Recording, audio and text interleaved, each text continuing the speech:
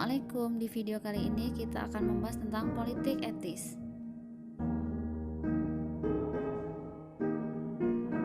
Latar belakang munculnya politik etis, adanya kritik kaum humanis terhadap kebijakan tanam paksa yang telah mengeksploitasi negeri dan rakyat jajahan secara besar-besaran.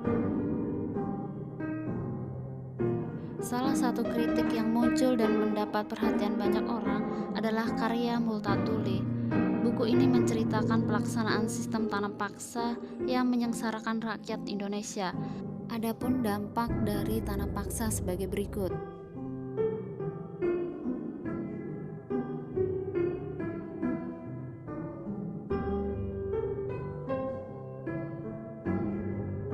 Gagasan politik etis menuntut bangsa Belanda harus memberikan kesejahteraan terhadap masyarakat Indonesia.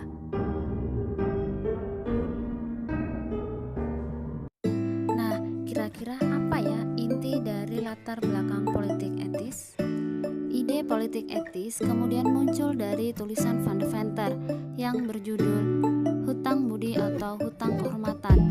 Dalam tulisannya, Van de Venter menyarankan agar pemerintahan Belanda menghentikan usaha untuk mengeksploitasi koloni dan memberikan balas budi dengan memperhatikan masyarakat Indonesia.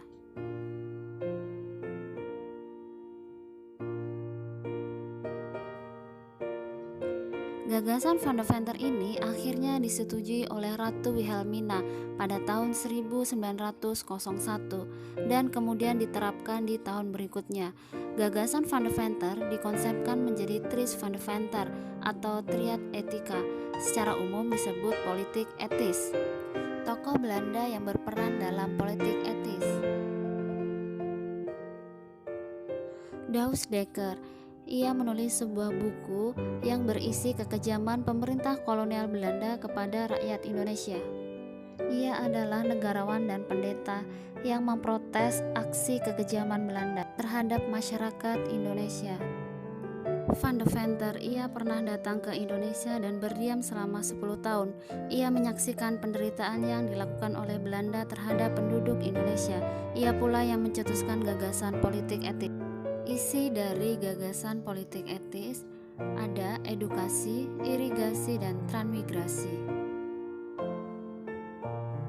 Politik etis di bidang pendidikan sangat menguntungkan bangsa Indonesia. Dari sinilah muncullah pelajar-pelajar Indonesia.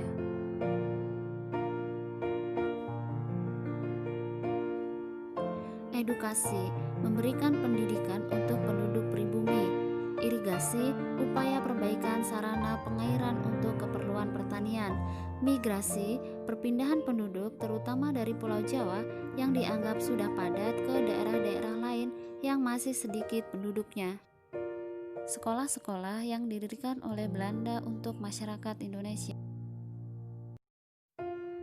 Politik etis di Indonesia berdampak pada lahirnya gerakan-gerakan nasionalisme. Hal ini dilatar belakangi karena penduduk Indonesia mulai mendapat pendidikan.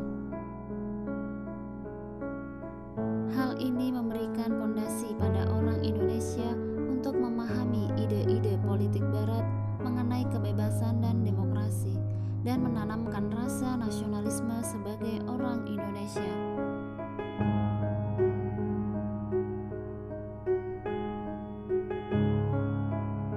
Setelah mendapat pendidikan, muncullah gerakan nasionalisme. Dimulai pada 1908, pelajar di Batavia mendirikan organisasi Budi Utomo dan dilanjut dengan gerakan lainnya. Salah satu peristiwa yang sangat berjasa dalam mengembangkan ide-ide kebangsaan adalah lahirnya Sumpah Pemuda yang dideklarasikan pada tahun 1928.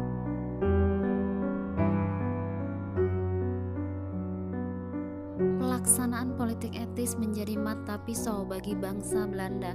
Karena dari politik etis inilah bangsa Indonesia mendapat pendidikan Barat yang melahirkan kaum intelektual pribumi dan melahirkan organisasi-organisasi pergerakan seperti organisasi Budi Utomo serta lahirnya organisasi Kesatuan Indonesia, yaitu organisasi Sumpah Pemuda yang bertujuan